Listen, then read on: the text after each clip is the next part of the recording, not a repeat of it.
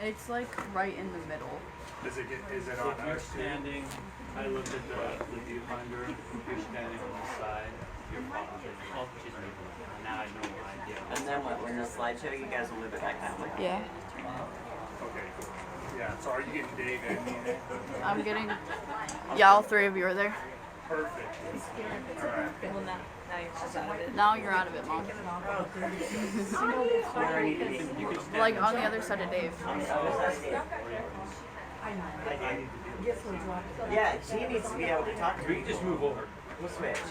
Oh Okay, my. now that we're done dancing, is it on? Yeah. That's funny. Perfect. Hi, everybody. Hey, Scott. All right, guys. We're gonna go ahead and get started. Well, yeah, you're all here because obviously you knew our dad, and our dad really didn't want us to have a funeral for him. He pretty much said not to. But then he kind of go back and forth, and he'd say, "Well, it'd be kind of cool if they all got together and cried. So if you guys all want to cry when I count to 3, that would be perfect.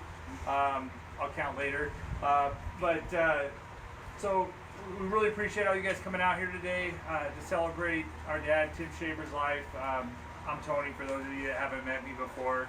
I'm probably at some point we have met, but whatever. I didn't write a speech, so this is what you get. But as you guys know, our dad liked to have fun. He had a sense of humor. He liked to help people.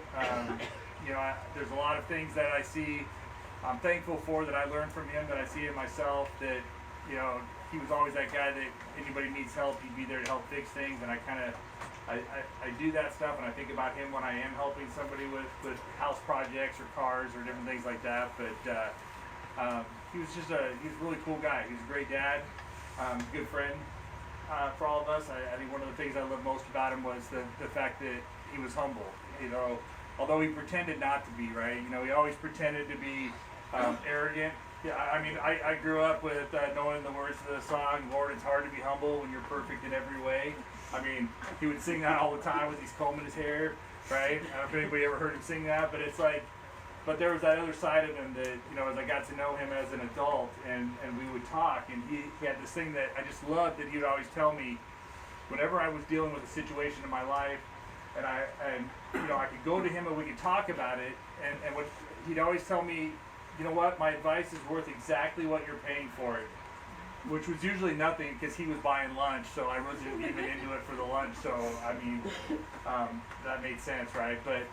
But that was that thing for him, is that he should tell me that it makes more sense to me now as I've gotten older. That he'd say, as I get older, the less I'm sure about, the less I know for a fact, and that just always really has impressed me with him. That on the one side he was funny and he joked about being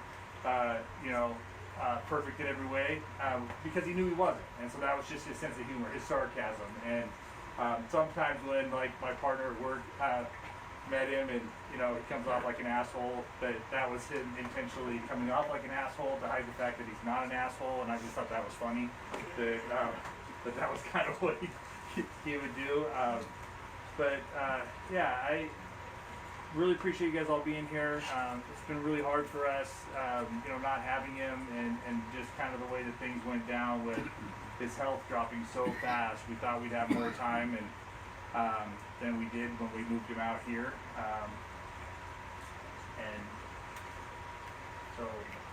I'm gonna hand off to Tammy now. Yeah, you're starting to fade, huh? I am fading out. I love you.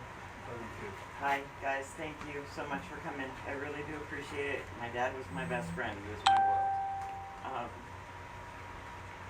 We also have my brother Corey and my sister Teresa are here today. Scott can't be with us. He's in Arkansas and he's in a hospital, but we are live streaming so that he can at least see what's going on. I told my brother that I would be happy to open with the Serenity Prayer, and the story behind that is that my father and I are both members with Alcoholics Anonymous, and my dad.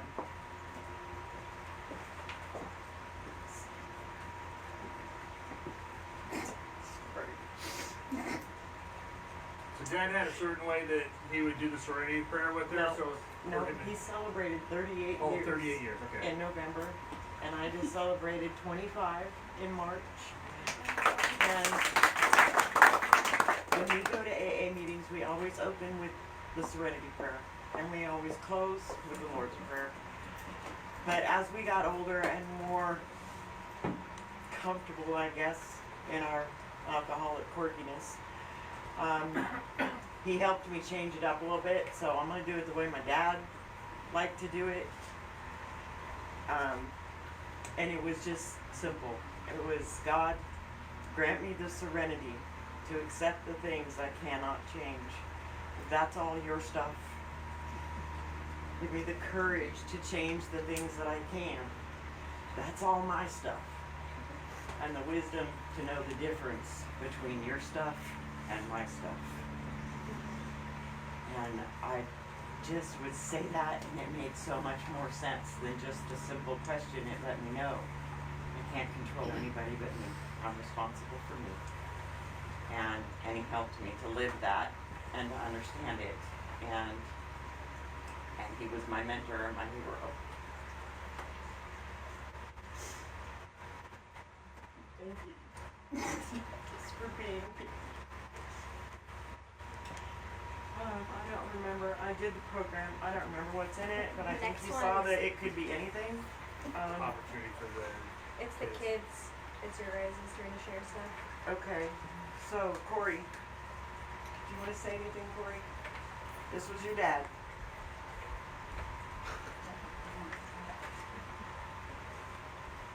It's okay. You don't have to. So I'd like to add on actually, you know, those of you that knew my dad knew that, sorry, I'm trying to do all the moving around here and interpreting and all that.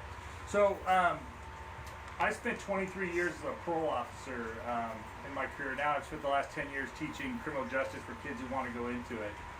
And I have to say the reason I got into it when I originally went to school was to be a teacher.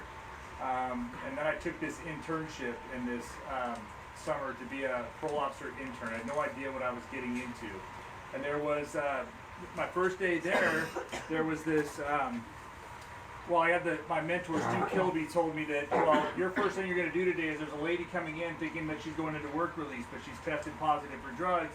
You're going to tell her she's going into jail. I'd never even considered working in law enforcement or being a parole officer. I was like going to school to be a teacher. I just took this summer internship. And I was like, okay, well, all right, I guess that's what I got to do. So I walk in there, and I tell this lady that, and I got two female corrections officers with me, and this lady literally throws herself on the floor and holds onto my shoe, and she starts crying.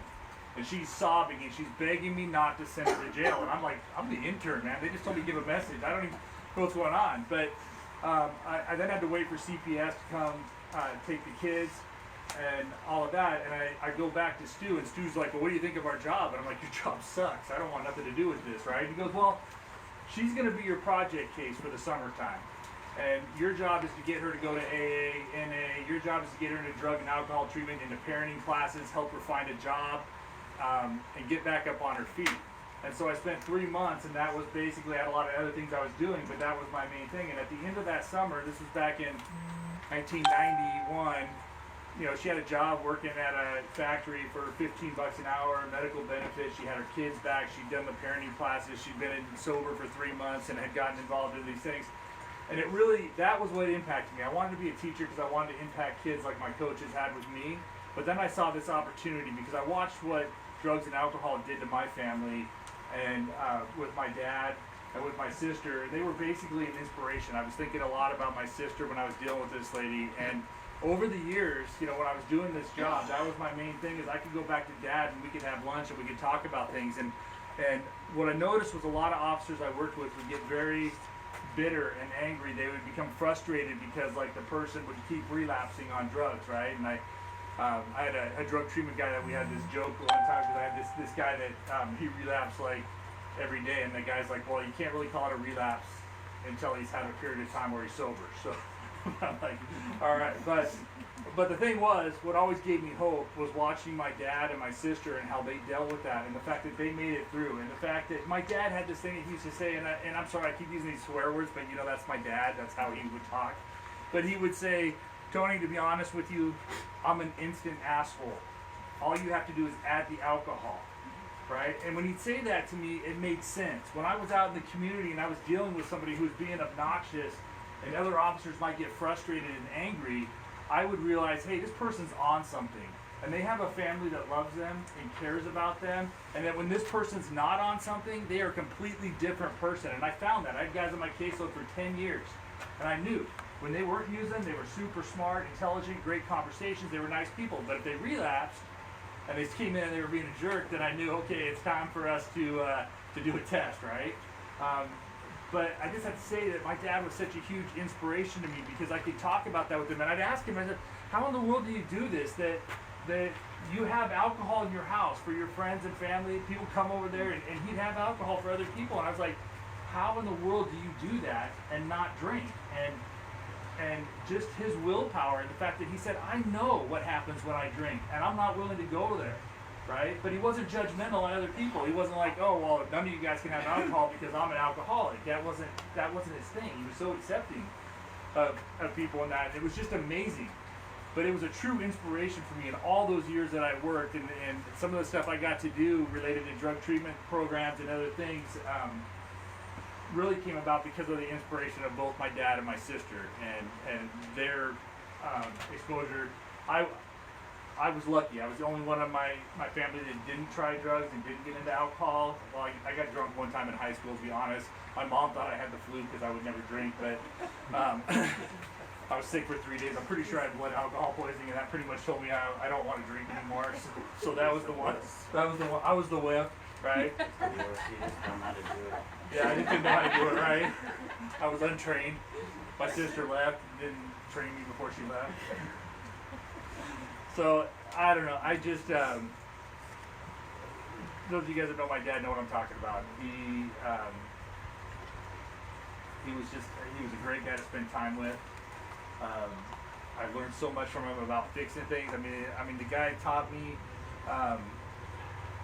Well, my own kid was asking me, like, we were working on a project at the house a while back, and he got into some stuff with wiring or something. He's like, "How'd you learn how to do this stuff?" And I'm like, it isn't so much that Dad taught me how to do it. I mean, he taught me a lot of stuff, but what he taught me is if I look at something long enough and from different angles, I'll figure it out.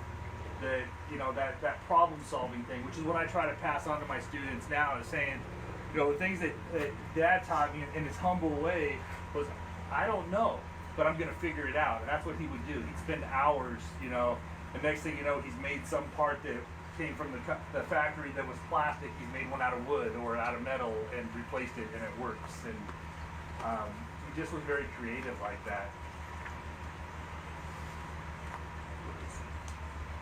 Yeah, and I think one of the things that you know, that really touched me was when we adopted Bethany, and we were on vacation and came back, and he bought a house so that he could be closer to us, and I thought that was pretty cool that she made a connection, even though they couldn't really talk with her being deaf, but they had their connection. And you'll see, I don't know, some of the pictures they had with them goofing off and stuff, that she could get that side out of it with facial expressions. I mean, I usually got that facial expression like, really? You're actually related to me? You're a dumbass, right? I mean, I knew. He didn't have to say anything. He just communicated that to me. But, yeah.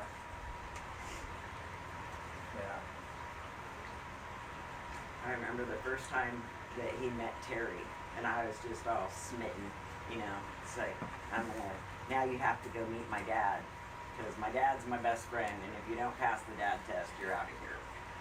And so I took Terry over to my dad's condo at Jansen Beach, and when we walked in the door, Dad was on the phone with somebody, and he just said, "Oh, I'm gonna have to call you back. My new son-in-law is here." And I think Terry about fell backwards. He wasn't quite sure what to think. And to this day, Terry will tell you that my dad had him in a headlock, leaning over the jewelry case, picking out my ring. God, that reminds me of the first time I met Sharon. Dad took me out to breakfast at Carro's. Yep. I don't know, did you guys actually know each other before that day? Oh, see, that just totally ruins the story I've told everybody for all these years, right? But he was pursuing another woman. oh, well, that makes sense. That's how he was dating of the totem pole that I work with. That's how I met it. Oh, I see. Okay. Now I even know more I didn't need to know, right? I just remember that I'm sitting at this table going out to breakfast with my dad, which was kind of rare at that time, just for us to be able to spend time together to, just the whole divorce thing with our parents and all that. But Sharon comes up to take our order, and he's like, Tony, I'd like you to meet your next stepmom. I didn't know they actually knew each other at all, but forever I said, yeah, he didn't even know her. That's just how he was. He just said that. Next thing you know, they're married. Well, they used to do coffee meetings after the meetings in AA, and they would go have coffee at restaurants. And my dad came home and woke me up in the middle of the night and said, come on, we're going to go up to Caro's. You need to meet your next stepmother. And sure enough, damn good woman. And I can tell you some of the stuff that's laying around might seem silly, but it's all stuff that Dad really, really loved. Just a quick tour, and then I'll shut up. But we have this thing that my dad did in high school.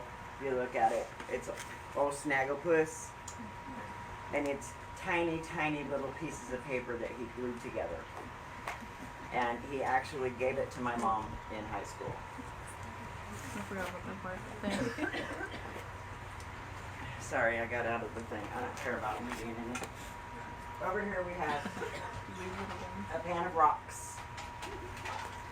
There's paint pens and Sharpies if you want to just write something on there. If it's like even if it's a scripture or a thought that you have of him or his smile, something that you think of when you think of my dad. Write it on the rock, set it on the table, and we're going to add it to his fountain because we brought his fountain with us. There's also some seed packets to go plant flowers. If you want to take a seed packet and go just toss them out even along the highway, just leave his mark is kind of the way it sets in my head. But there's just neat little things to look at that will give you kind of an idea of who our dad was. Oh, I'm sorry, Dave. Forgive me. And if you didn't get a program, that's up here. His Bible is up here. There's going to be a lot of food, so please, for heaven's sake, eat. Yes, and Dad's wardrobe's on display. Yes. Those of you that have seen him many times know that he always had some new shirt on. And I noticed in doing inventory, we probably are missing a couple, but that's the gist of it. He was always wearing a t-shirt, and he was about fun. And like Tony said, it didn't matter where you came from in this life, what you walked, what you had done, anything you had said. He would never judge a hair on anybody's head. He accepted them for who they were, and he loved them for who they were. And he would give you the shirt off of his back. You know, he just would. That was the guy he was. And it was hard to watch him go so fast and hard. And I miss him. But I appreciate y'all being here to just kind of help us celebrate who he was. That's it. He was worth it. That's it for me. Oh, talking about Nelly? Oh, my children? Well, Or I think. Antonia? Which one? That's my story to share. Don't you be sharing that. I'm not sharing I'm that story. saving it. Don't Alright, you alright. So no. yeah. Open mic. Anybody? Oh, we're doing open mic then? Yes. I thought, okay. You don't need a mic, don't worry. I know I don't need the mic. I got my loud voice. So, I'm Antonia. I am Tim's oldest granddaughter. And a lot of people might know me. I'm the OG Nellie Olson, named after the Little House on the Prairie character, because when I was little, I was a spoiled brat. I was a horrible little child, and I just remember. Did you say that for the camera again? I know, I was like a horrible little child. I was so bratty, and I am so impressed that he did not like whack me upside the head. And but no, I remember one day I was in his house, and he's like, you just remind me of Nellie Olson. And I actually watched Little House on the Prairie, and I knew who that was. And I'm like, I am not like her. I was so like her. And so, like, from that day on, I think I was like 12 when he started calling me that. Because before, like, I didn't really get to know him very well until, like, I would see him around at the Janison Beach condo. And then when he decided to move up here, I got to see him a lot more. And I really enjoyed having him so close. I remember me and my brother was so mad because my grandpa wanted to get a dog. And my brother told me, he goes, yeah, we're going to go pick out a puppy. And Grandpa says, me and Dad get to go, and it's going to be a boys' trip. And I'm like, puppy? I want to go. I want to go see a puppy. And so I ruined their boys' trip. Because I went to go help pick out Gizmo. And then me and my brother were fighting over Gizmo the whole ride back. But, you know, I really enjoyed having him so close. And then, you know, he started calling me Nellie Olson. And it got to the point where all of my birthday cards and all of my Christmas cards, any card that I got from him, it was never Antonia. It was always Nellie Olson. And it was always to Nellie. And that was what he called me. And, you know, I know he started calling Haley Nellie Olson Jr., but, you know, I'm the OG, so she's got nothing on me. You know, juniors are pretty good too. I don't know. You know, the OG is always the best. But, no, I definitely, you know, and I definitely really got to know him more again when I was in high school. Because when I was in high school, I started doing running start. So I was at Clark all the time, and he lived really close to Clark. And I remember my dad asking me, like, hey, can you stop by and check on Grandpa on your way home? And I ended up doing that. And one day I walked in, and I was just like, Grandpa, Gizmo is so fat. What are you feeding him? And he's like, you know, I just feed him scraps. And I'm like, you need to start taking him on walks. And so, and he's like, he's like, you know, I just don't have time to take him on walks. And so I used to stop by like 4 times a week after school, just on my way home, and I would walk Gizmo. And sometimes he'd be there, and sometimes he wouldn't. And eventually he started, if he was there, he'd be like, do you have time for lunch? Let's go to lunch. And he would pay for my lunch, and we'd just go out to, like, he'd show me all his little favorite restaurants that we'd go to, and we'd just sit and chat. And, you know, I really enjoyed getting to know him and just being able to hang out with him, because I didn't really get to have that with him when I was little. And, you know, I loved him. I remember bringing my husband over to him the first time, and I'm like, you know, he's sarcastic, but, you know, if anyone knows my husband's family is, like, the biggest assholes I've ever seen. So, you know, like, he met my husband, and he was like, I love your husband more than I like you, and I'm like, I know you like me, it's fine. I mean, everyone likes my husband more than me, that's totally okay. But I'm really gonna miss him. And Just because we offered him your room when you guys got married. I know. I mean, you could go to your new house. He I could know. take your room He was up. so rude. You know, and like he was just like, you know, he was so sweet and caring. I remember for my wedding when we got married, I lost most of my grandparents, and he was one of my last ones left. And he was having his heart problems, and he did not want to come to my wedding. He was afraid that he was going to drop dead in the middle of my wedding and ruin it. And, you know, I was really sad that he couldn't come, but I saw that somehow he still got a wedding card in my card box, and I didn't even know it was in there. I think Tammy brought it.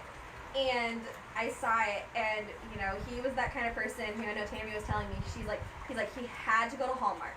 He's like, you can't get a card from a Safeway or a Walmart. If it's a good card, it comes from Hallmark.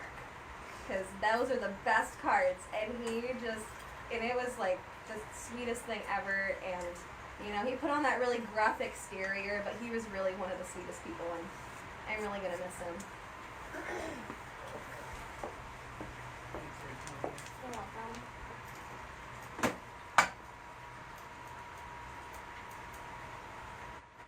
Don't be shy.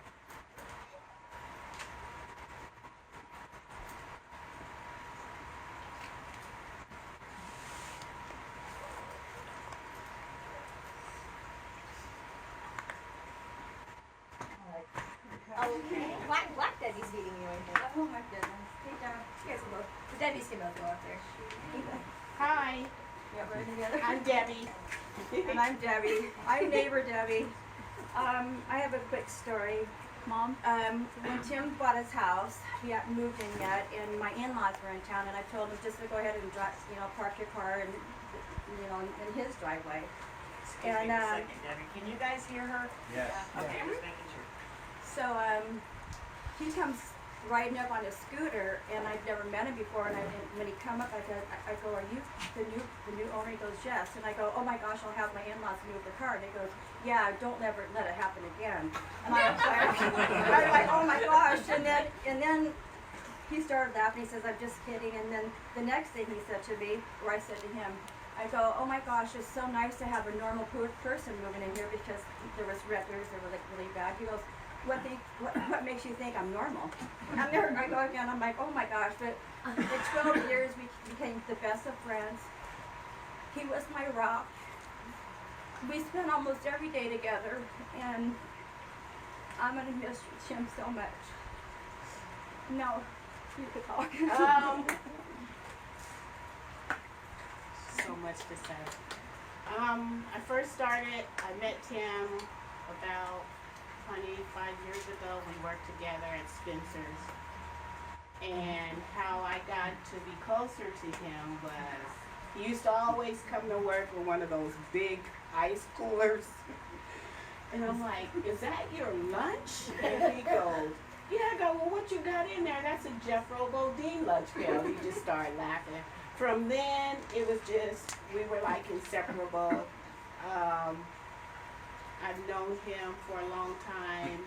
In his last part of his being here on earth, it was tough for me, still tough for me, because I missed him.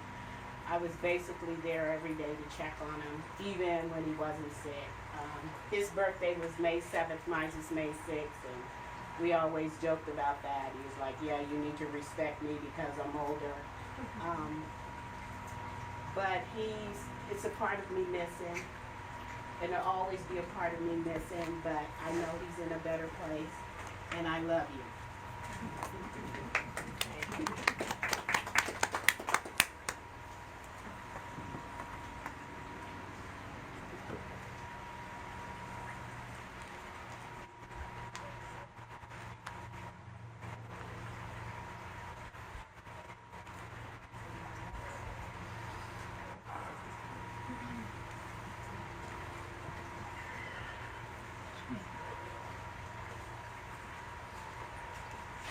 This is probably going to be a little tough for me because I don't know any of you, except for the family that Tim and I actually shared. I'm husband number 2 for Sharon. And I met Tim the day they were married. And all of a sudden the ex-husband shows up at the reception. And my father-in-law, or ex-father-in-law at that time, kind of circulated something about, I think he's here to cause a problem, you know. And anyway, that wasn't the case. That's not why I was there, because he and I still shared a common concern for my wife and children. So standing there at the table with the cake, you know, and obviously I like cake. And he came up and he said, so you're Larry? And I said, yeah. I said, nice to meet you. And he goes, same here. Welcomed me right in. You know, there was no sense of he was on edge with me or anything like that, and just made me feel real comfortable. And then he kind of just put his hand on my shoulder and he said, listen, I want to tell you something right off the bat, and this is a testament to the character he had. He goes, so the kids, I'll be their stepdad. And he was talking, you know, Teresa and Corey. And he told me, he says, here's the thing, I will be their stepdad. I don't ever want to replace you as a father, okay? And he said, I want you to know that you're always welcome. You can come over, drop by anytime. And that immediately took my heart. That the ex-husband shows up out of nowhere, and I was pretty scruffy in those days. He welcomed me right in, and he did, and he kept to his word. He was a far better father to my kids than I was. And he took care of them. And, you know, I was more kind of like I don't know. Obviously stayed in touch. I visited him, and it was so comfortable that I would even go by his house just to stop in and say hi to him. That's how he was with me. And I think that's a real testament that a man could be that way, you know, with his wife's ex-husband, you know.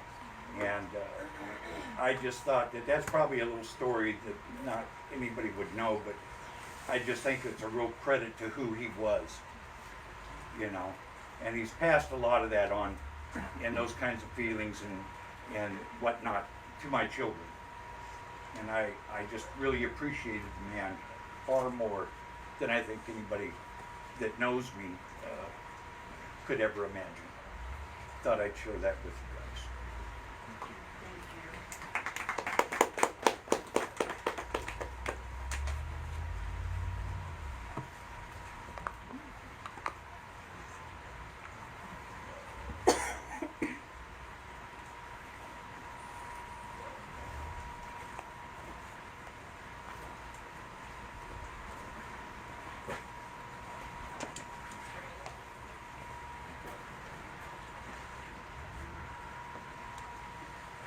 Sorry. It's like losing, well, my dad and Tim were best friends for the whole time that I ever know. I lost my dad 14 years ago. You know, I lost my second dad because Tim was like another dad. Like Larry was saying, he had that father quality. The first time that Tim worked at Spencer, as Debbie was talking about, my dad and Tim worked together. So I'll try to bring some levity here. To speak to his humor, I don't remember all the details, but Tim was at the front counter, and there was a customer across from him, and my dad is in the back making a hydraulic hose for him. And gotta understand, my dad's name was Tiny. He was not little. He referred to himself as the 400-pound Swede. And Tim, out of the blue, just come on out, Fat Albert. And like it was on cue, my dad busts through the swinging door. The customer looks at Tim, and most of you know he was kind of a small, slender guy when he was younger. They look at Tim, and they look at my dad, and they're like, oh, he's gonna kill him. My dad had no idea, and Tim busts up laughing. And the customer realizes that it was all just impromptu. But that's the kind of humor that they had for years. Tim had a penchant for building a deck every time he had a place. So my dad actually ended up calling him Mr. Deck. And the last time I got to come up and see Tim, I called him Mr. Deck. And the smile and reaction he had, he knew that I was referencing Dad for him.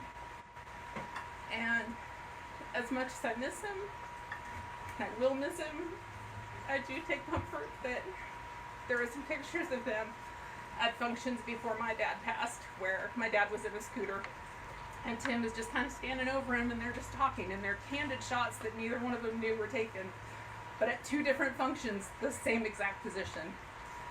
So now, they're up in wherever they are, having their chats, and having fun. And it's hard to not have them here, but it was great to have them while we had them. Thank you all for sharing with me.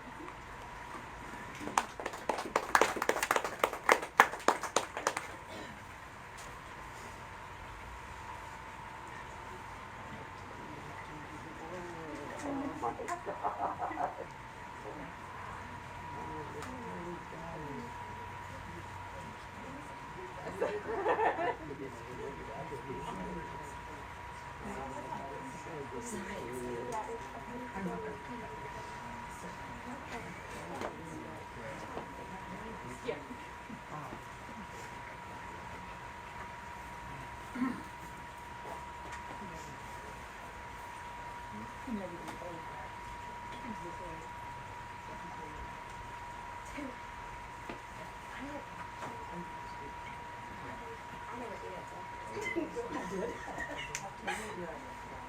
Tammy. Tammy, you have to tell the green Yeah, salad Kim really story. wants you to tell the green salad story. The green salad. Just about the green salad in general. Just how much you liked it, that Kim wanted him to make it every How it opportunity. ended up being the complete thorn in my side this whole day. Yes, that would be it.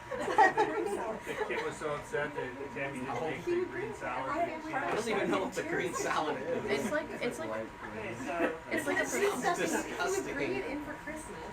I've never eaten it because it was green. So you've seen it.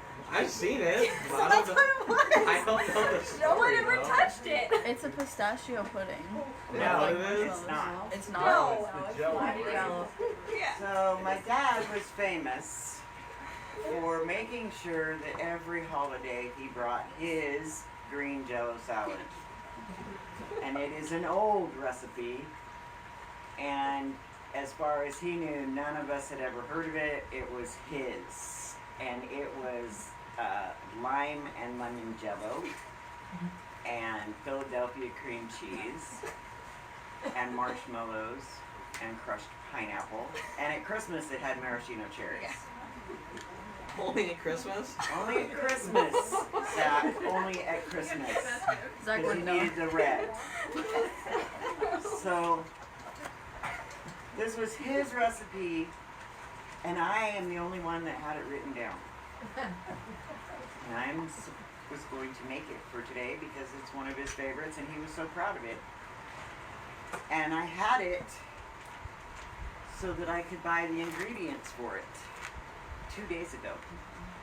And last night, after being down here from 9 in the morning until 6 at night, I went to look for it to make it. Could not find the recipe to save my life. You lost it? I'm so glad. So glad. For Kim's So- health, Kim is happy. So now Kim will tell this story No. at my celebration of life. Because she's earned it. Because I was frantic. Because the other thing that happened yesterday, these were supposed to be delivered by the printer press that I ordered them from before 8 p.m. At 7:45, I received a message that said they wouldn't be delivered until Monday. At 7:30 p.m., everything around here shuts down like it's Sunday. So none of the printing places, the UPS store, nothing is open. The only one that is open is the Office Depot, and they close at 8. So I'm on the phone with this guy at 7:45 last night, frantic, saying I had ordered these. I have the proof that I got to download when I ordered them. Can you please print these so that we can have them available today? And he said, well, if you send them to me right now, I'll make sure they're printed tonight. You guys can pick them up first thing in the morning. And then when Tony went in to pick them up first thing this morning, they actually said that these were on Office Depot and we didn't need to pay them anything for them. So it ended up being just this frantic moment in my life amongst the Jello salad trauma. And I at least got one praise the Lord out of it. So I'll take it. But So if anybody wants to buy any school supplies, Office Depot. in Hazeldale. Hazeldale Office Depot means to be your new best friend. There's their free advertisement. We're not sponsored. Yeah. Yeah. Okay, I think the next thing that we're gonna do is we have an interpreter here to do the songs that were chosen by Corey and by Tony and then by myself and the Okay. interpreter. Sorry to interrupt you. Someone sent sent you a the recipe. through the live. Yeah, Wow. The someone live on Facebook. on the live someone sent a recipe. It's my mother. Kim. Is it my mother? I don't know how to tell. That's hilarious. It disappeared already. What? Okay, we get the second praise the Lord. Kim, aren't you retiring this year? January. See, I thought I heard. So we need some green salad for her retirement party. Make sure all her Tony, coworkers. you are really blowing your Christmas. Make sure all her coworkers know. I can see the coal coming. I can see the cold. Oh my goodness. Okay, so the 3 songs will be next, and then right after that we'll do the slideshow, and then we'll just run into visit, eat some food. We've got rocks to paint, seeds to plant, because there's always a time to sow. So, thank you. Any more humiliating stories you need from me before I exit stage right?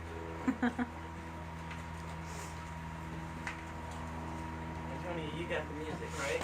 As always. As always.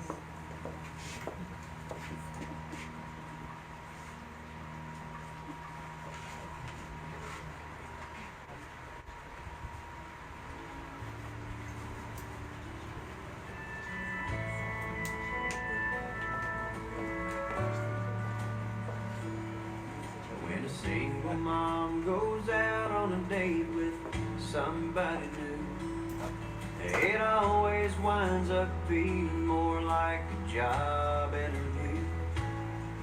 My mama used to wonder if she'd ever meet someone that wouldn't find out about me and then turn around and run. I met the man I call my dad when I was 5 years old. He took my mom out to a movie, and for once I got to go. A few months later I remember lying there in bed. I overheard him pop the question, and I prayed that she'd say yes. And then all of a sudden, oh, it seemed so strange to me how we went from something's missing to a family.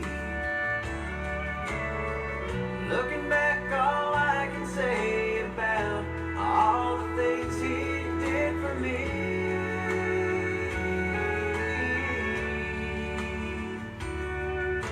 is I hope I'm at least half the dad that he didn't have to be.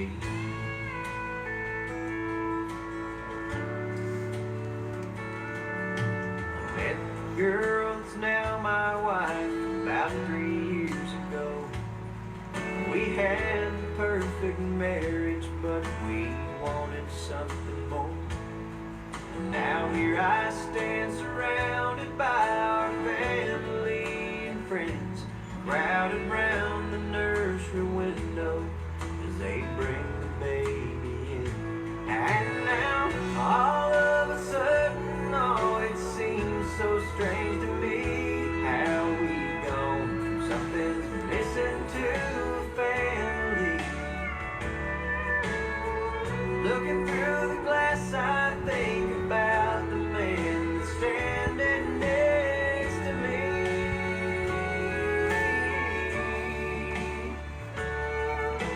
And I hope I'm at least half the dad that he didn't have to be.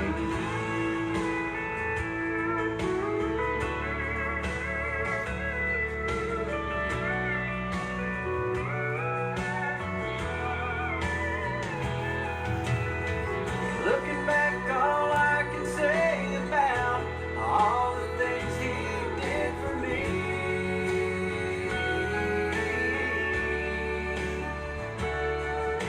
is I hope I'm at least half the dad that he didn't have to be.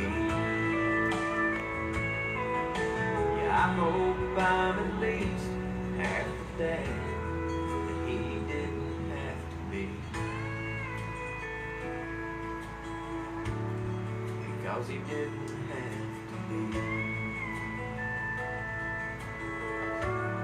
You know he didn't have to be.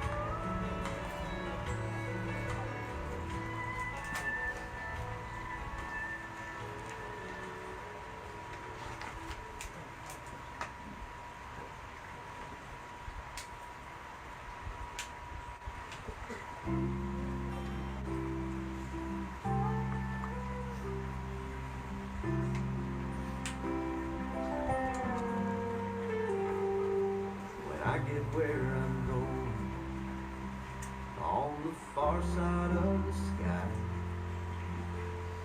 the first thing that I'm gonna do is spread my wings and fly. I'm gonna land beside a lion, run my fingers through his mane, or I might find out what it's like to ride a drop of rain. Yeah, when I get where I'm going, there'll be only happy tears. I will shed the sins and struggles I have carried all these years, and I'll leave my heart wide open. I will love and have no fear. Yeah, when I get where I'm going, don't cry for me down here. I'm gonna walk with my granddaddy, and he'll match me step for step. And I'll tell him how I've missed him every minute since he left. And then I'll hug his neck. Yeah, when I get where I'm going, there'll be only happy tears. I will shed the sins and struggles I have carried all these years, and I'll leave my heart wide open. I will love and have no fear. Yeah, when I get where I'm going, don't cry for me down here. So much pain and so much darkness, this world we stumble through. All these questions I can't answer, and so much work to do. But when I get where I'm going, and I see my Maker's face, I'll stand forever in the light of His amazing grace. Yeah, when I get where I'm going,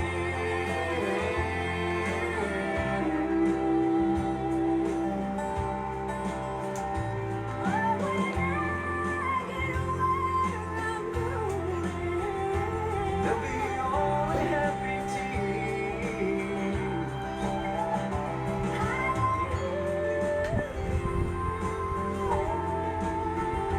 I will love and have no fear.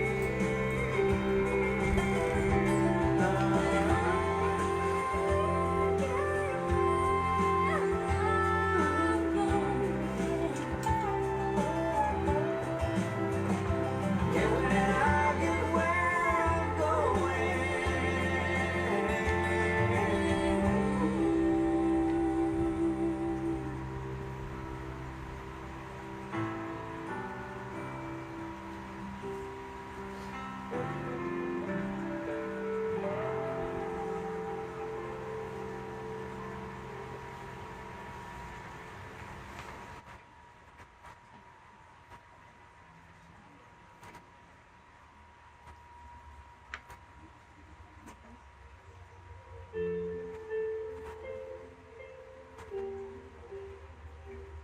If I had only known the last time would be the last time, I would have put off all the things I had to do.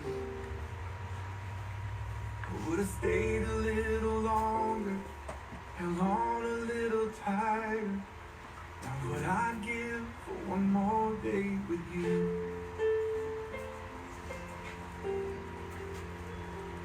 'Cause there's a wound here in my heart where something's missing, and they tell me that it's gonna heal with time. But I know you're in a place where all your wounds have been erased, and knowing yours are healed is healing mine. The only scars in heaven It won't belong to me and you. There'll be no such thing as broken, and all the old will be made new. And the thought that makes me smile now, even as the tears fall down, is that the only scars in heaven are on the hands that hold you now.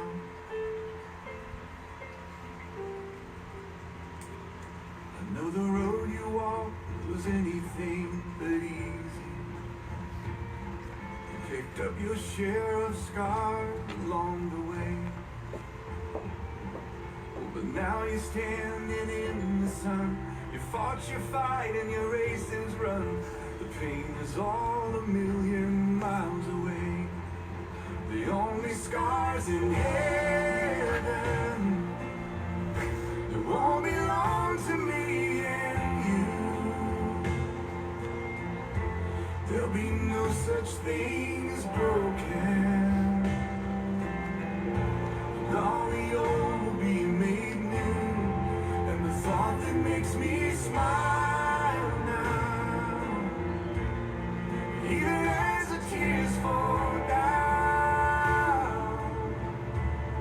is that the only scars in heaven, yeah, are on the hands that hold you now.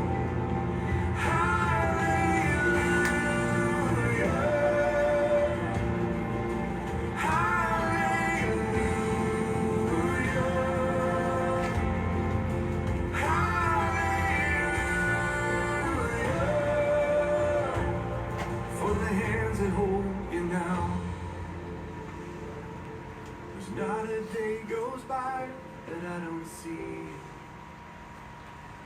you live on and on the better parts of me, until I'm standing with you in the sun. I'll fight this fight in this race I'll run, until I finally see what you can see. Oh, the only scars in heaven that won't belong to me and you. There'll be no such thing as broken, and all the old will be made new.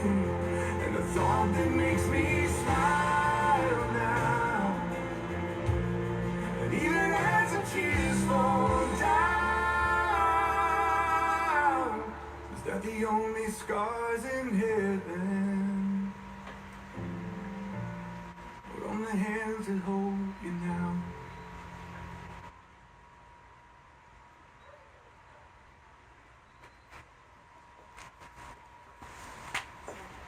Now let's start the slideshow.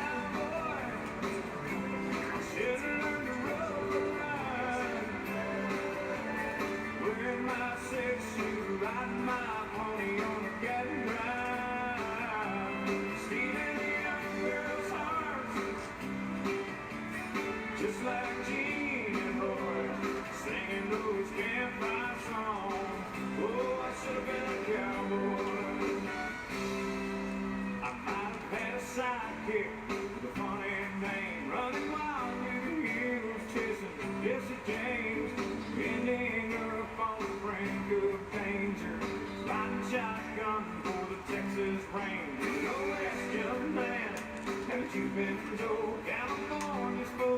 bed.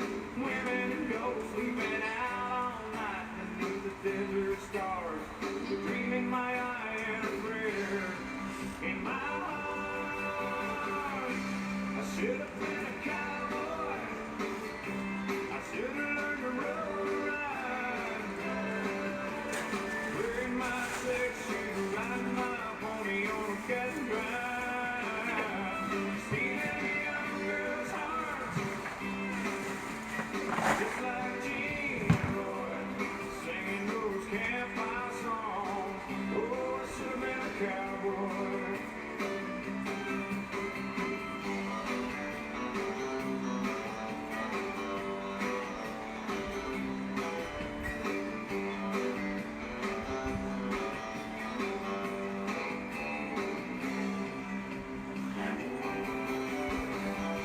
I should have been a cowboy. I should have learned to roll around. I'd be wearing my six shoes, riding my pony on a cattle drive. Stealing a young girl's heart, just like Gene Roy, singing those campfire songs. Oh, I should have been a cowboy. Yeah, I should have been a cowboy. I should have been a cowboy.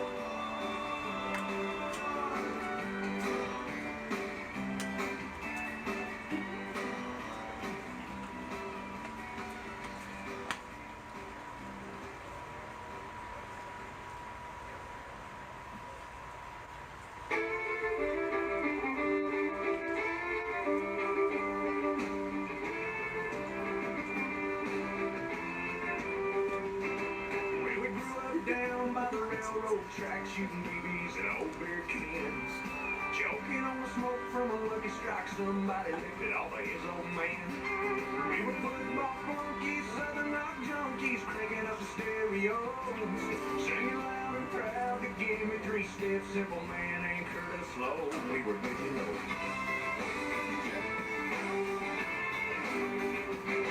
Got some discount knowledge at the junior college where we majored in beer and girls. It was all real funny till we ran out of money and they threw us out into the world. Yeah, the kids that thought they from this town ain't learning much of anything. Just loving and laughing and busting our asses and we call it all living the dream. These are my people, this is where I come from.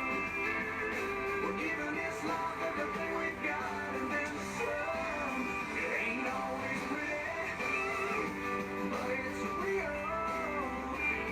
It's the way we were made, wouldn't have it any other way. These are my people. Well, we take it all week on the gym with a grin till we make it to a Friday night.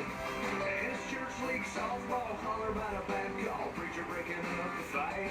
Then later on at the green light tavern, well, everybody's gathering friends. And the beers are pouring till Monday morning, and we started all over again.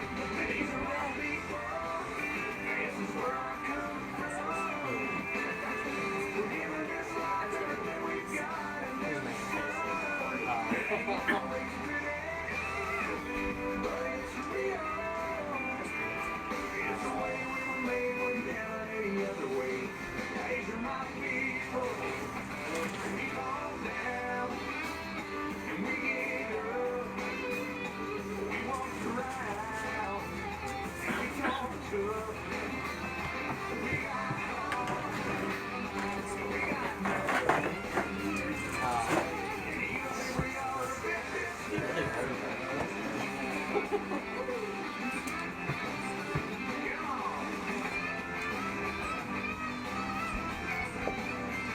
These are my people. This is where I come from. We're giving this life everything we've got and then some. It ain't always pretty, but it's real. It's the way we were made, wouldn't have it any other way. Oh no. These are my people.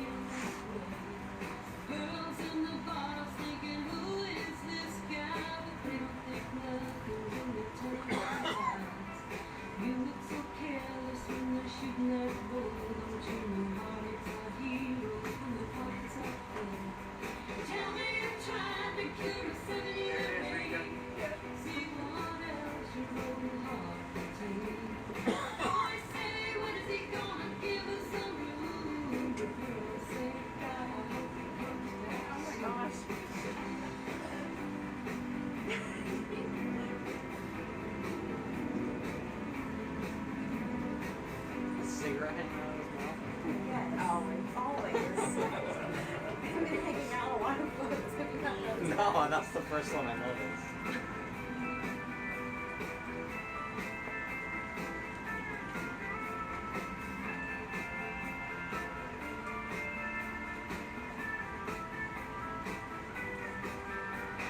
Everybody's talking, but you don't really think you still love town on the downhill swing.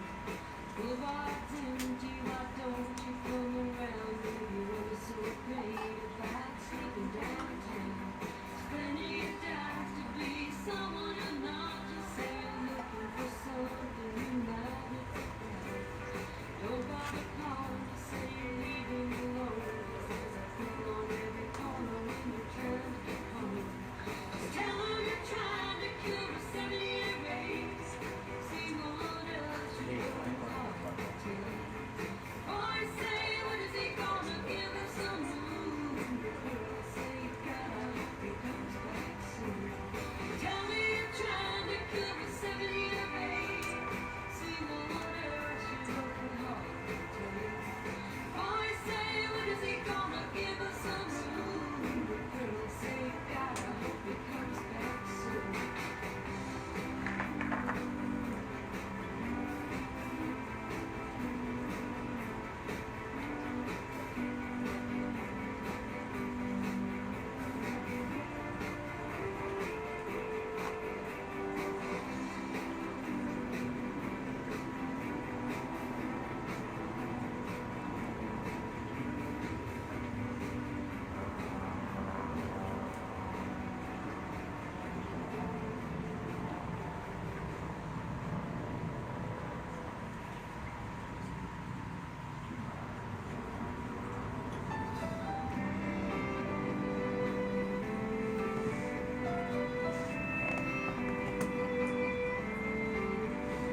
She told me she was lonely and it would be alright.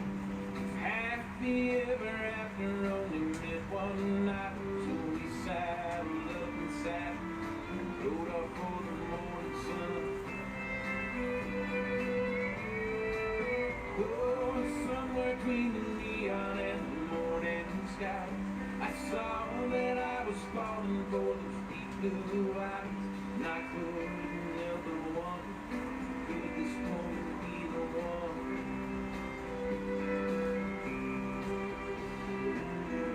Then came to the leaving part.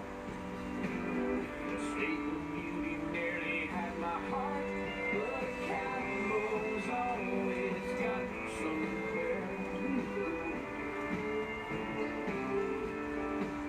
Another song to sing, another day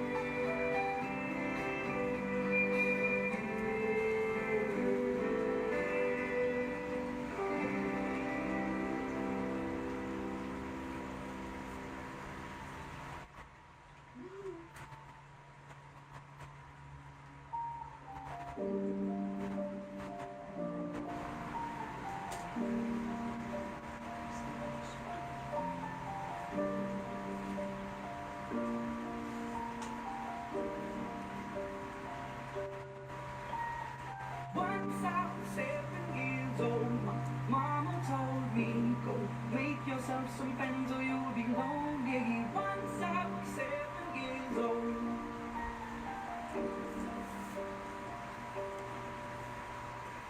It was a big, big world, but we thought we were bigger. Pushing each other to the limits, we were learning quicker. By 11, smoking bourbon, drinking burning liquor.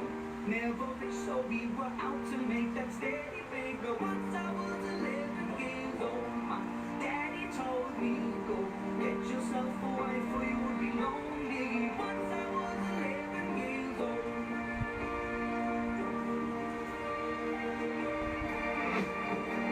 I always had that dream like my daddy before me. So I started writing songs, I started writing stories. Something about that glory just always seems to bore me. 'Cause only those I really love will never really know me. Once I was 20 years old, my story got told. Before the morning sun when life was lonely. Once I was 20 years old.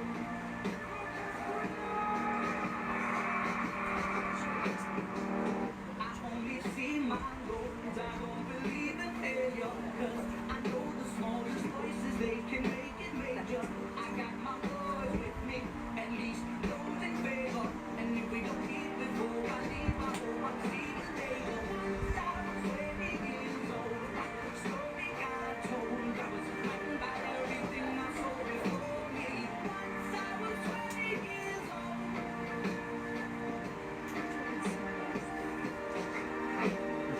So we'll be 30 years old. Our songs have been sold. We've traveled around the world and we're still rolling. So we'll be 30 years old.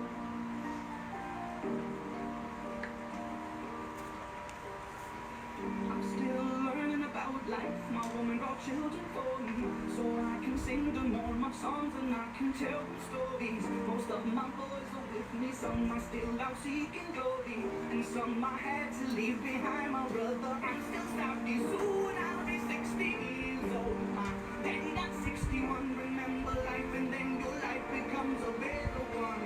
I made a man so happy when the road the little ones. I hope my children come and visit once or twice a month. Soon I'll be 60 years old. Will I think the world is cold, or will I have a lot of children who can bore me? Soon I'll be 60 years old.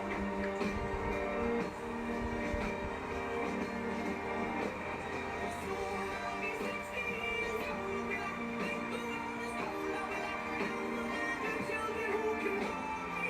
Soon I'll be 60 years old.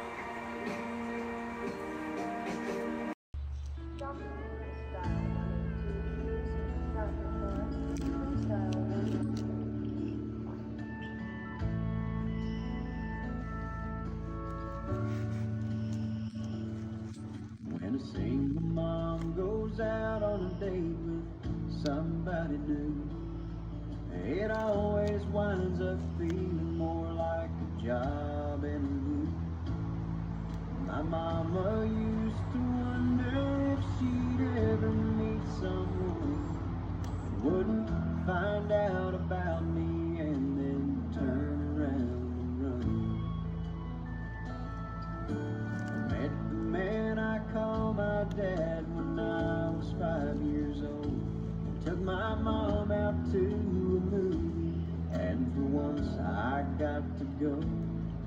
A few months later I remember lying there in bed. I overheard him pop the question, and I prayed that she'd say yes. And then all of a sudden, oh, it seemed so strange to me how we went from something's missing to family. Looking back, all I can say about all the things he did for me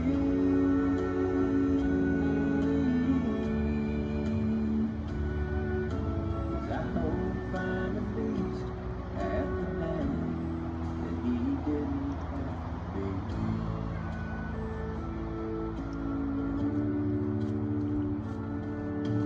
Met the girl that's now my wife about 3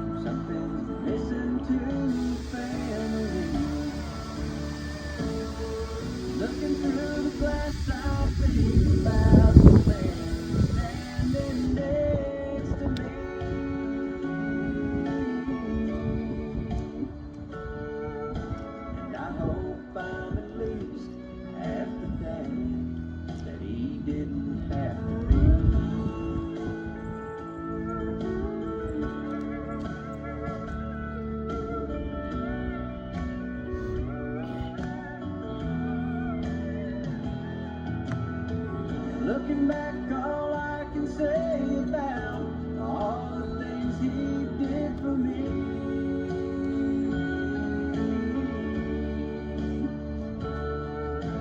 I hope to find at least half the day that he didn't have to be. 'Cause he didn't have to be. No, he didn't have to be.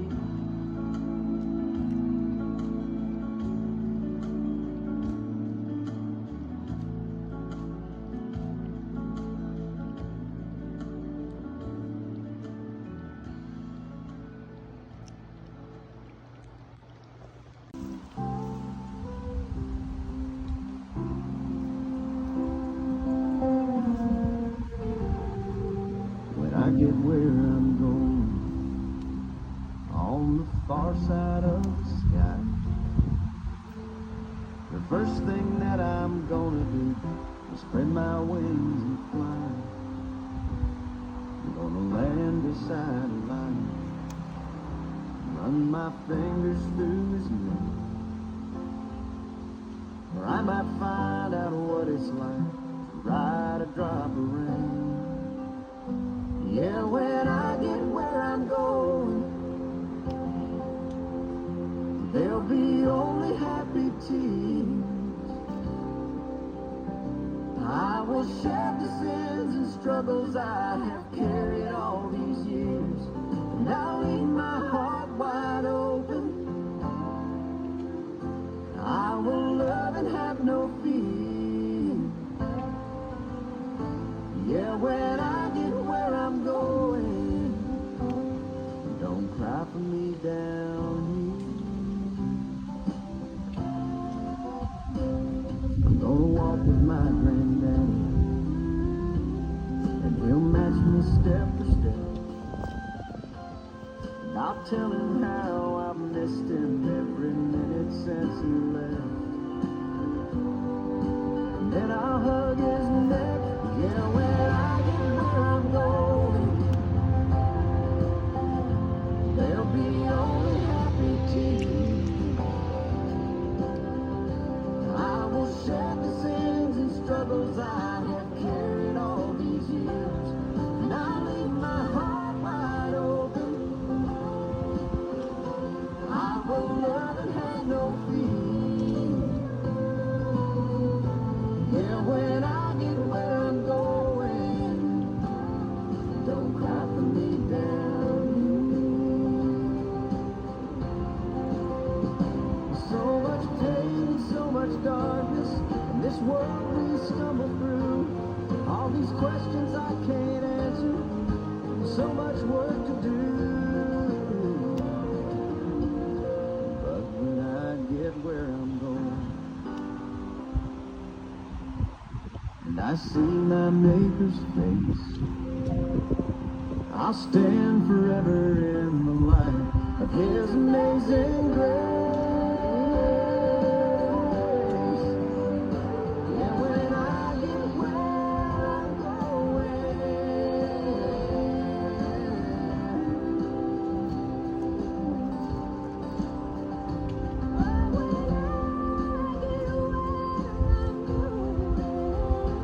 there'll be only happy tears.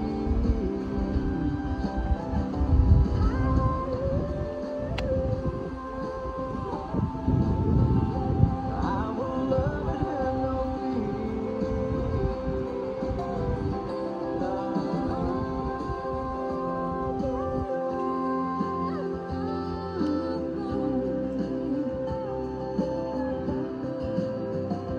Yeah, when I get where I'm going.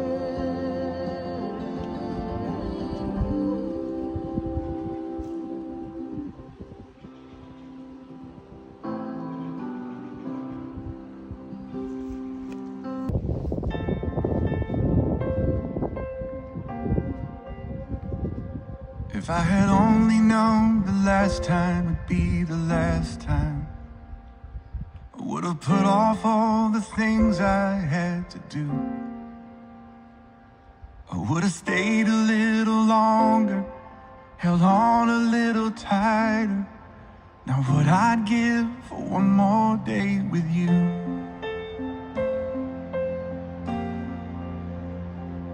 Cause there's a wound here in my heart where something's missing, and they tell me that it's gonna heal with time.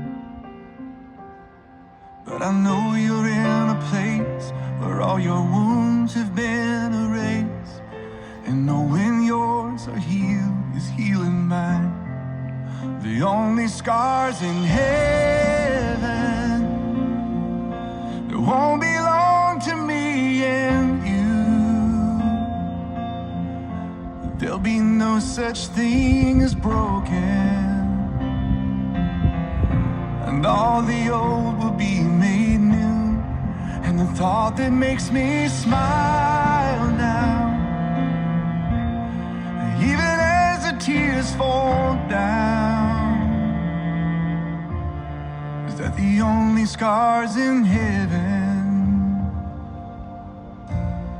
are on the hands that hold you now.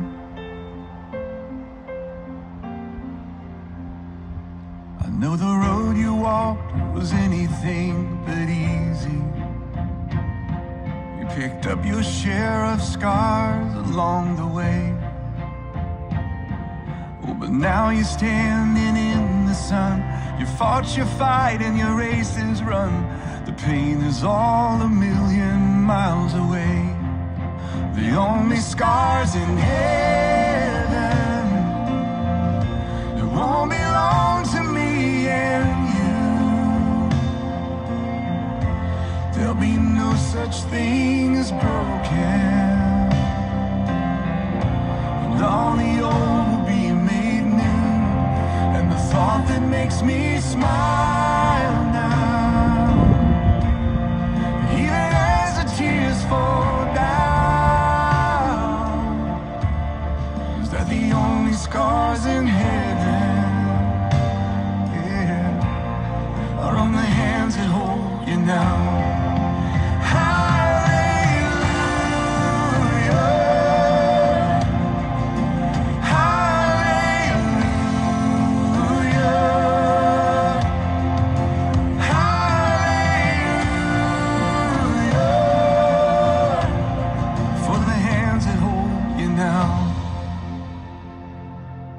Not a day goes by that I don't see you.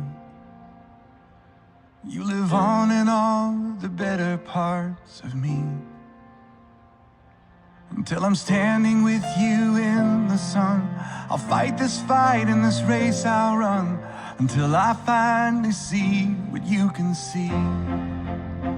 Oh, the only scars in heaven won't belong to me and you. There'll be no such thing as broken, and all the old will be made new. And the thought that makes me smile now, and even as the tears fall down, is that the only scars in heaven are on the hands that hold you now.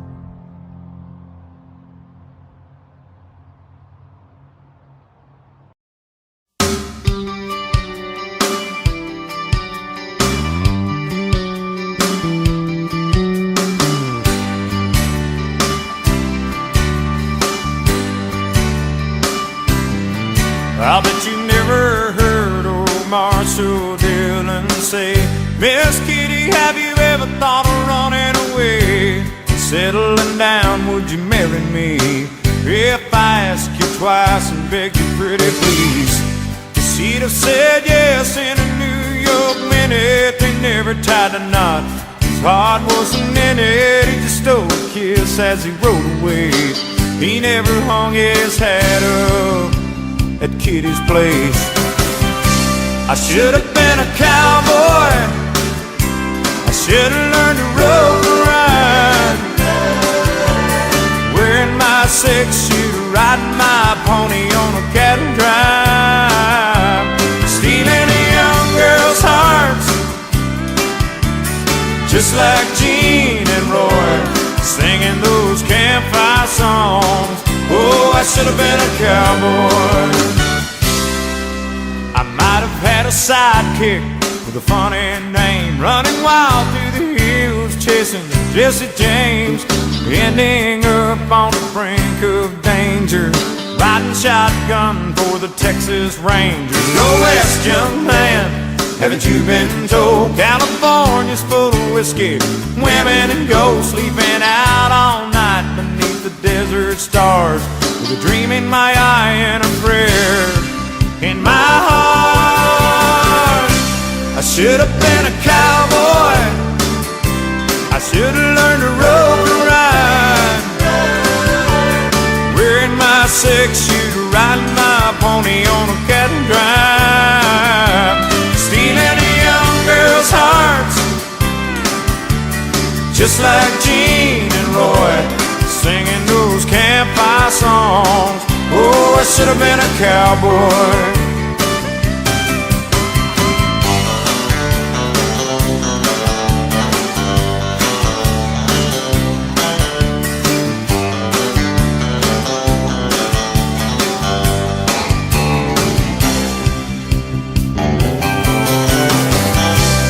Should have been a cowboy, I should have learned to rope and ride, I'd be wearing my 6-shooter, riding my pony on a cattle drive, stealing a young girl's heart, just like Gene and Roy, singing those campfire songs. Oh, I should have been a cowboy. Yeah, I should have been a cowboy. I should have been a cowboy.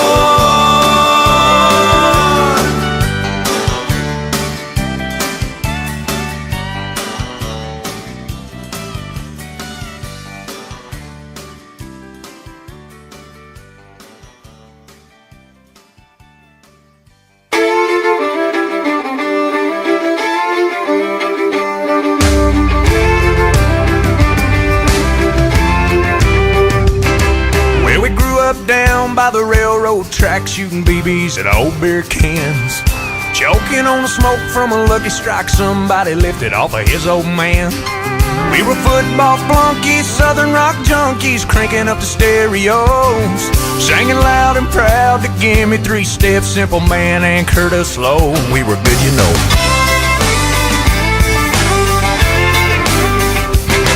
Got some discount knowledge at the junior college where we majored in beer and girls. It was all real funny till we ran out of money and they threw us out into the world. Yeah, the kids that thought they'd run this town ain't running much of anything, just loving and laughing and busting our asses, and we call it all living the dream. But these are my people, this is where I come from.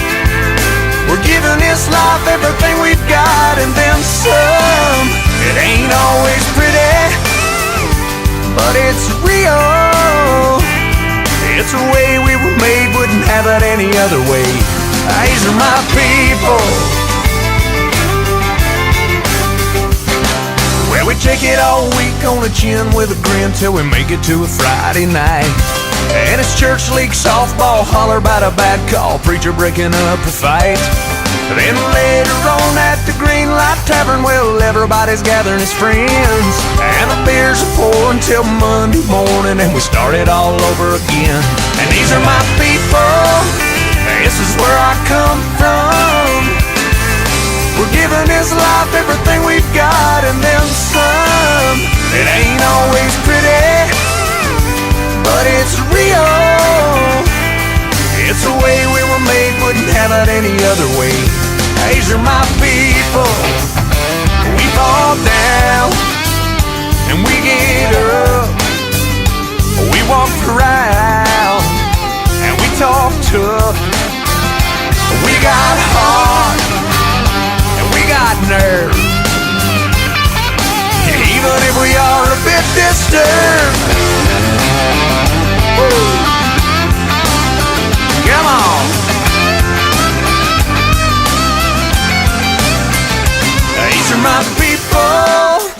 this is where I come from. We're giving this life everything we've got and then some. It ain't always pretty, but it's real. It's the way we were made, wouldn't have it any other way. Oh no, these are my people. Yeah. Woo.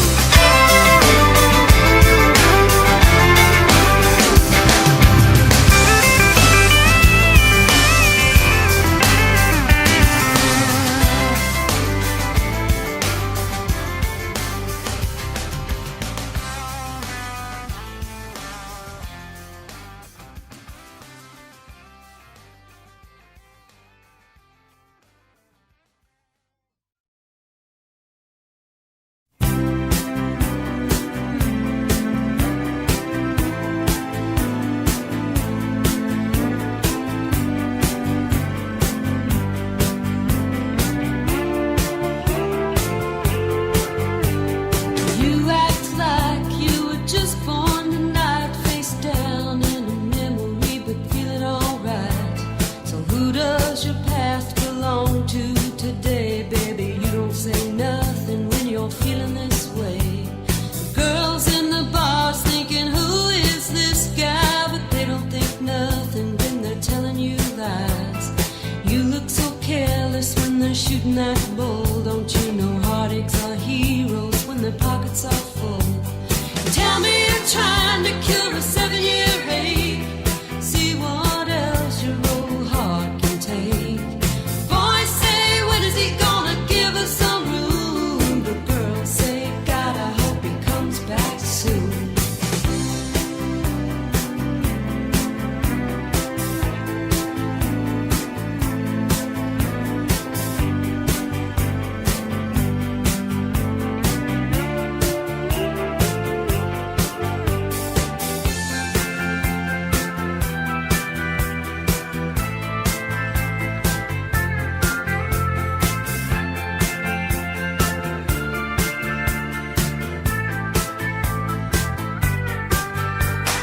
Everybody's talking, but you don't hear a thing. You're still uptown on your downhill swing.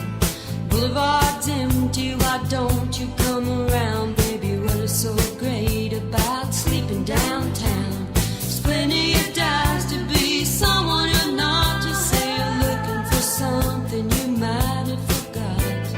Don't bother calling to say you're leaving alone, 'cause there's a fool on every corner when you're trying to get home. Just tell them you're trying to cure a 7-year ache. See what else your old heart can take. Boys say, when is he gonna give us some room? But girls say, God, I hope he comes back soon. Tell me you're trying to cure a 7-year ache. See what else your old heart can take. Boys say, when is he gonna give us some room? But girls say, God, I hope he comes back soon.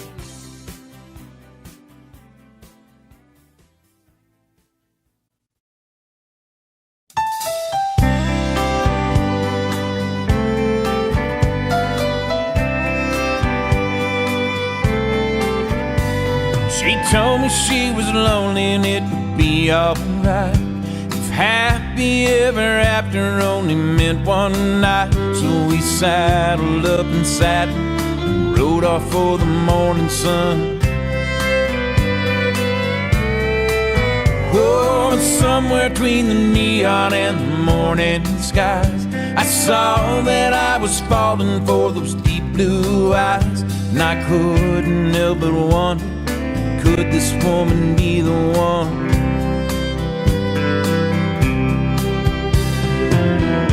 Then came to the leaving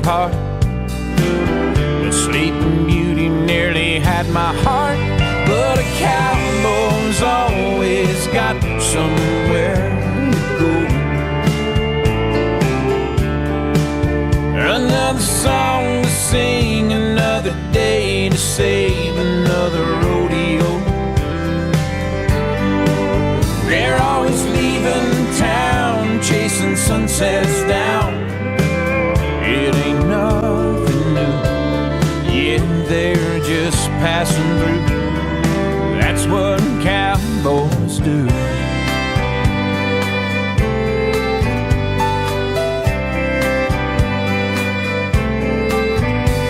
I knew that I was in for one hell of a ride, as I drew a bow so cruel they called him Satan's bride. And the odds of getting even started seeming mighty thin. So I gave the nod and everybody held on tight. Went dancing with the devil on Friday night. Whenever you're in Texas, the cowboy's gonna always win.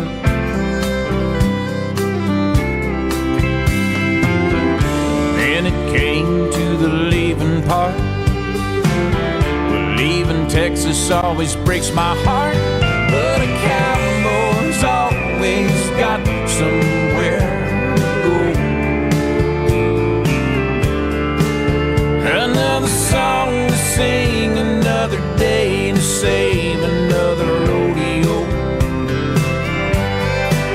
They're always leaving town, chasing sunsets down. It ain't nothing new, yeah, they're just passing through. That's what cowboys do. They're always leaving town, chasing sunsets down. To say adios to you, yeah, we're just passing through.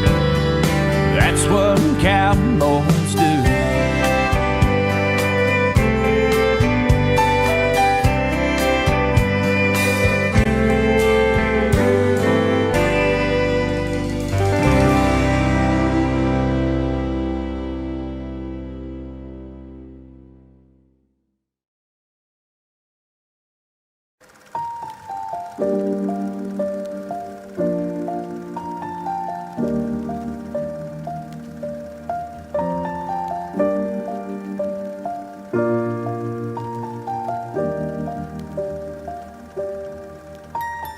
Once I was 7 years old, my mama told me, go make yourself some friends or you'll be lonely. Once I was 7 years old.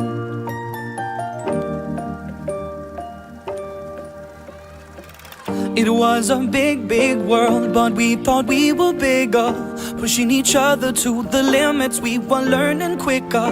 By 11, smoking herb and drinking burning liquor. Never rich, so we were out to make that steady figure. Once I was 11 years old, my daddy told me, go get yourself a wife or you'll be lonely. Once I was 11 years old.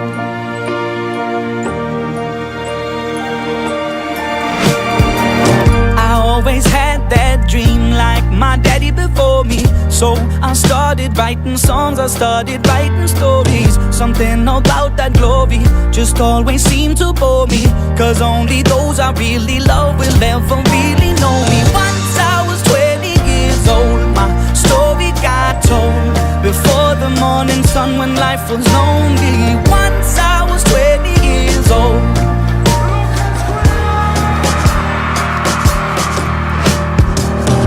Only see my goals, I don't believe in failure, cause I know the smallest voices, they can make it major. I got my boys with me, at least those in favor. And if we don't meet before I leave, I hope I'll see you later. Once I was 20 years old, my story got told. I was writing about everything I saw before me. Once I was 20 years old.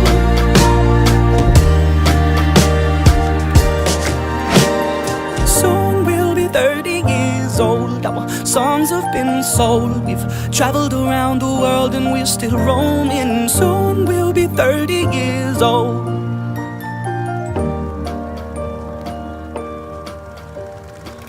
I'm still still learning about life. My woman brought children for me, so I can sing them all my songs and I can tell them stories. Most of my boys are with me, some are still out seeking glory, and some I had to leave behind. My brother, I'm still sorry. Soon I'll be 60 years old. My daddy got 61. Remember life and then your life becomes a better one.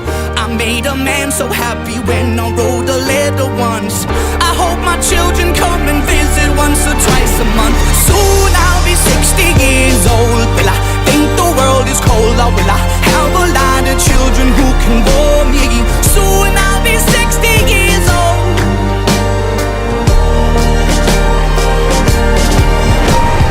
Soon I'll be 60 years old. Will I think the world is cold, or will I have a lot of children who can bore me? Soon I'll be 60 years old.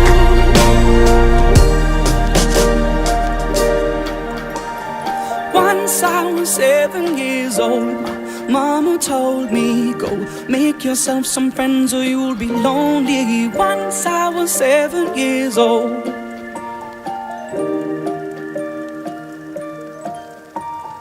Once I was 7 years old.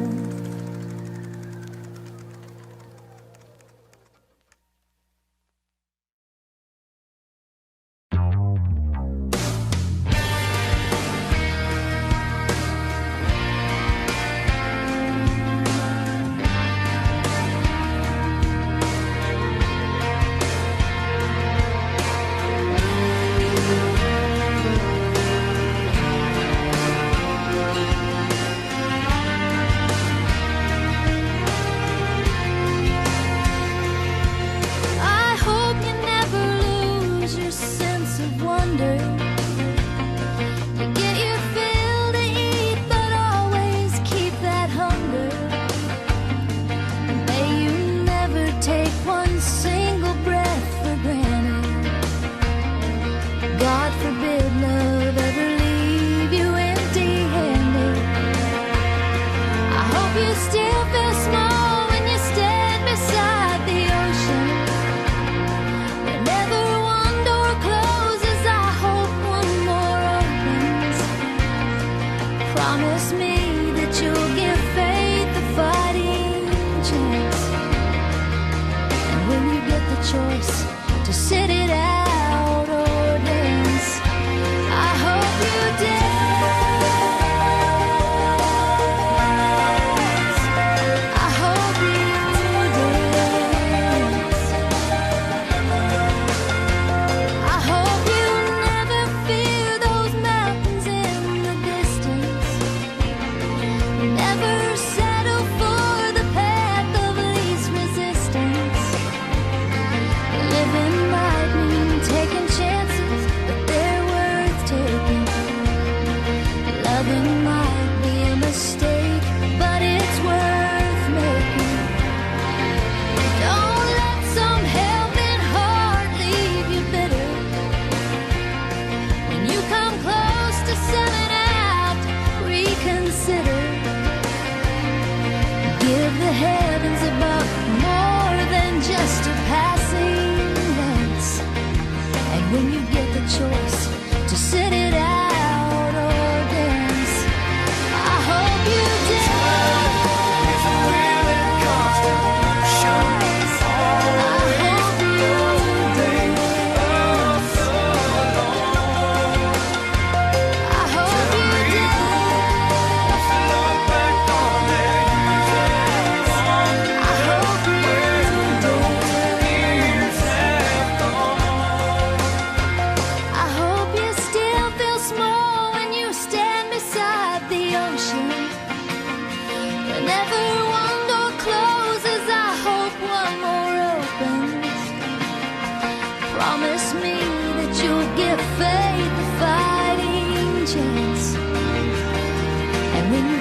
choice to sit it out or dance.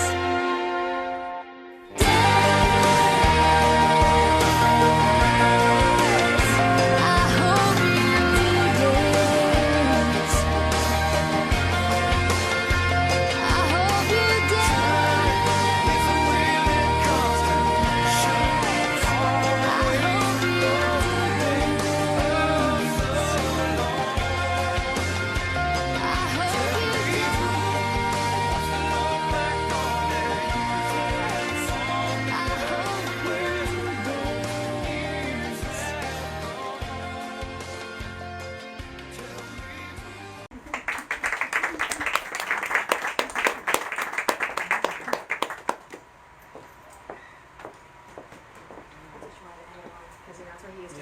said to everybody.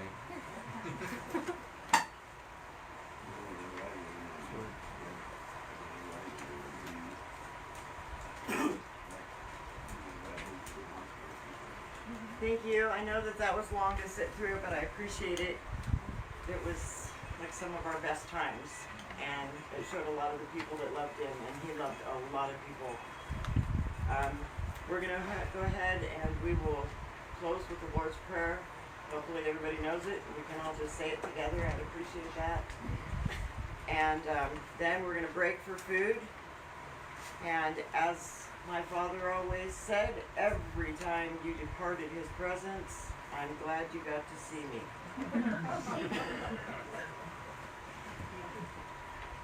Our Father, who art in heaven, hallowed be thy name.